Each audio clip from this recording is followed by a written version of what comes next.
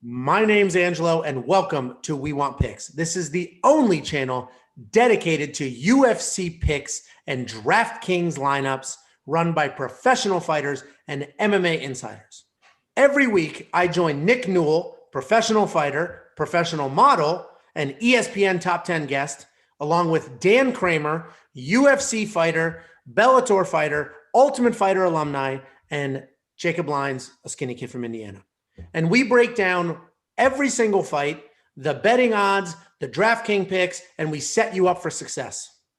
Next up at UFC Fight Night 259, Adesanya versus Blachowicz, we have a striker versus striker battle in Kennedy Nzechukwu versus Carlos Ulberg. And this is very interesting. So you have his record here, Jacob, as 5-0.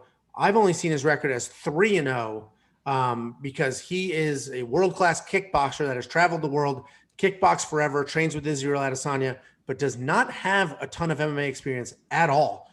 And his what I thought was 3 professional fights actually span over the course of like 10 years.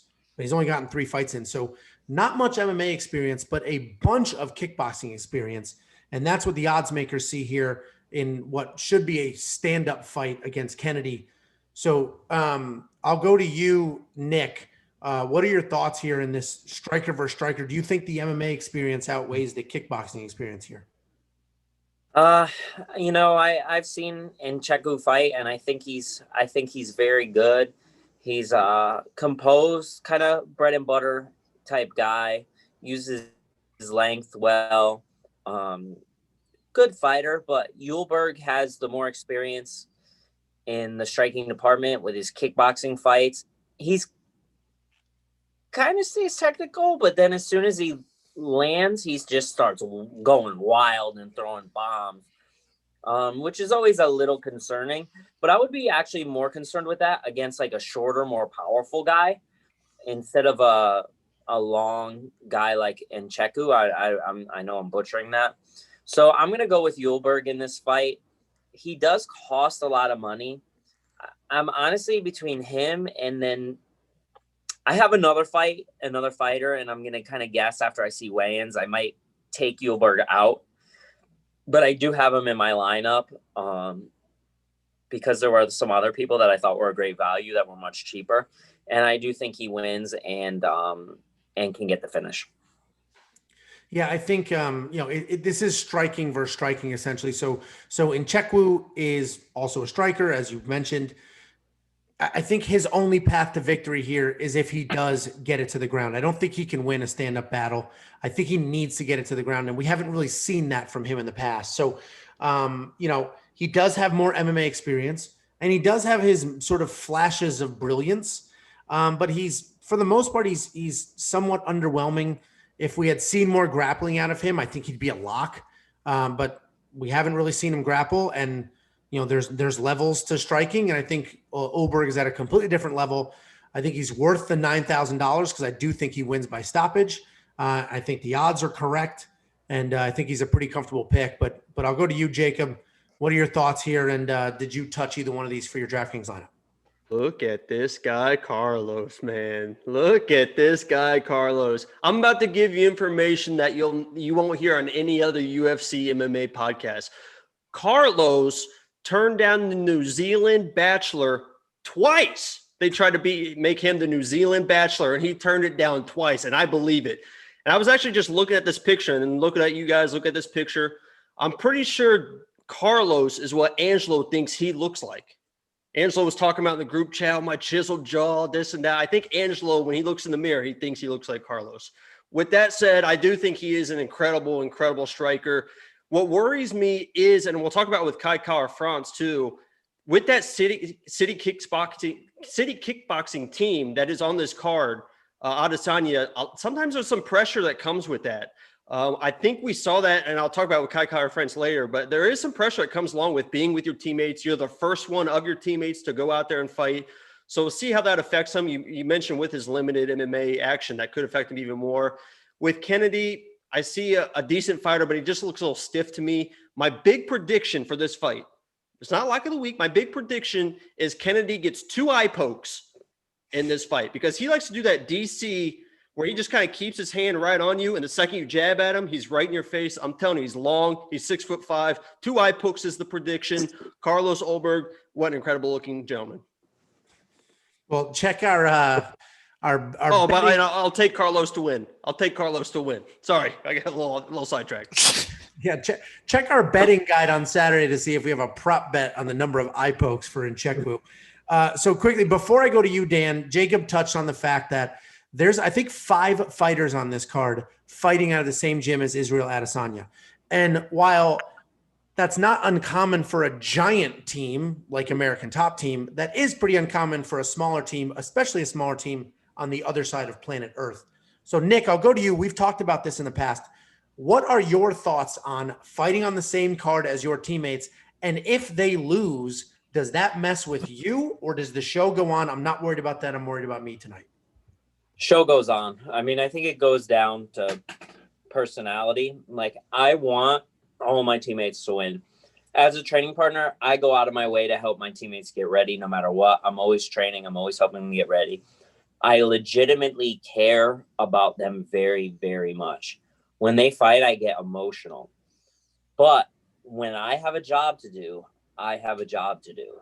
You winning or losing does not affect how I perform. It has no emotional. I fought on cards where I've had teammates lose before, and I won on both of them. So it's not a big deal to me. The one thing that would, like, now I'm going to come off kind of as a diva. Like, I like having all the attention from the coaches and having them there to hold pads for me or roll with me or do whatever I want to do at that time. So I'm like a kid that doesn't like sharing their toys. So I prefer to not fight on the same card as teammates, not because I'll get emotional whether they win or lose. It's just because I like having all the attention. No, that makes sense. And if you're watching the rest of our picks, just keep that in mind, because about 5 of these guys are in that gym. And Dan, you know, obviously you've been a part of American Top Team for a very long time. That's a massive gym. It's probably impossible to fight on a card where you don't have a teammate fighting. So what are your thoughts on that, and who do you think wins this? I fought on a bunch of cards, UFC, Bellator, where I had guys at the gym fighting with me. I personally liked it. I mean, I liked having guys. We had so many guys in the room that it didn't really matter. There were so many guys in and out of camp all year long that felt like, somebody was always training for a fight. And fortunately down here, we have so many coaches that you're never left without a coach. But as far as like fight week goes, I loved having my guys with me because we're on the same page. You're cutting weight together. It's something to kind of take your mind off the fight and just have some camaraderie with guys that you train with and putting all that work with. So I like it. As far as, you know, if they lose before you and you see it, I've had that happen too. And like Nick said, it sucks for like about 2 seconds. I delete it out of my mind. And then, like you said, you got a job to do. Literally delete it out of my mind at that moment. And it's back to getting ready for what you got to do. So I don't think that stuff really affects you. I mean, it's a smaller gym. So I don't know. I think it could be a plus where they're all on the same page. They're all training together, all getting ready together, cutting weight, traveling together. I think it's a good thing. As far as this fight goes, I think Ulberg is going to win. I think he's a significantly better striker. Stosic has more MMA experience, but from what I've seen, he's going to get beat up striking, and I haven't seen it, you know, any real wrestling out of him to make the fight different. Now, I think he is training at Fortis MMA now, so they're probably working with them on some things. I wouldn't be surprised if he tried a different game plan, but I just don't think he's going to have enough. I'm sure Ulberg, coming from the camp he's at, he's not underprepared. You know, you could say he's underexperienced, but in all reality, he's got a ton of kickboxing experience. So I think Ulberg's going to win this. I do like him for my DraftKings lineup right now.